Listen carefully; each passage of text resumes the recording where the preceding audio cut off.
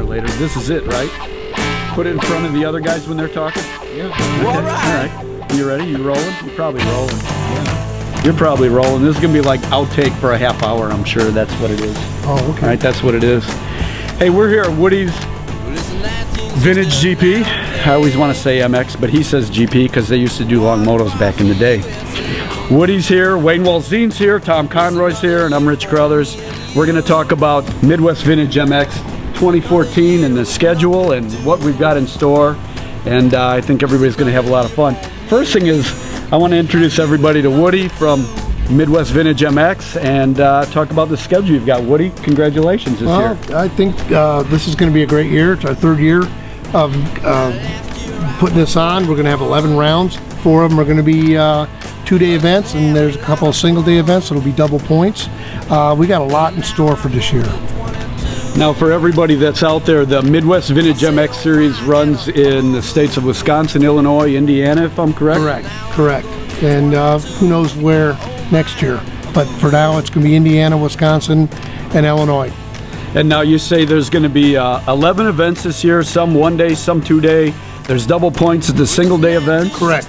And can you name some of the tracks that the Midwest Vintage Group's going to be at this year? Mustang Sally's in Indiana, South Bend, and Wabash, Indiana, Hixton, Wisconsin, Kai Tracks, which is a new track in Illinois that we're going to Mount Carroll, and then we're going to end the season this year at my favorite place where it all started, Byron, Illinois, and that'll be also the Hall of Fame induction.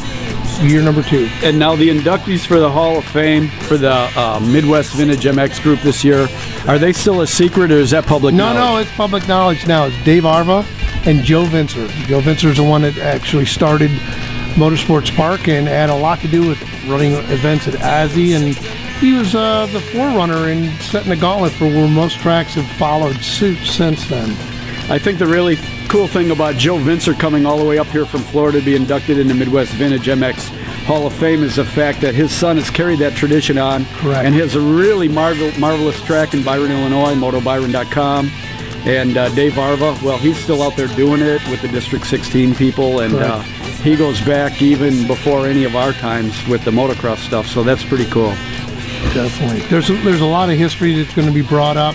I actually got a hold of Dennis Boyle, who had a lot to do with a lot of going on back in the day from Elkhorn all the way through. So it's going to be, we're trying to get him up here. He's talked about it. He's real excited about it. So we got a lot of other things that are in the works right now that I can't talk about that's going to happen at the last round.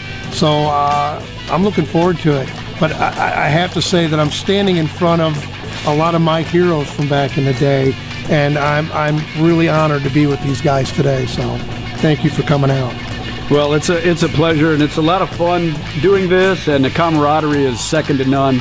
I've been to a couple of races the 2013 season, and everybody helped each other out and enjoyed their company. And you know, there's post-race awards and trophy give-outs, so everybody gets to hang around instead of just run out, and it's been a lot of fun.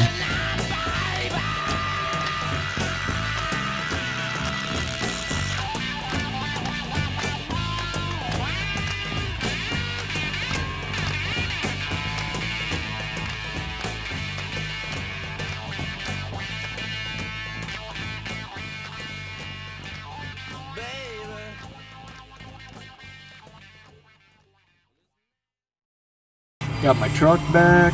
That's like a country song.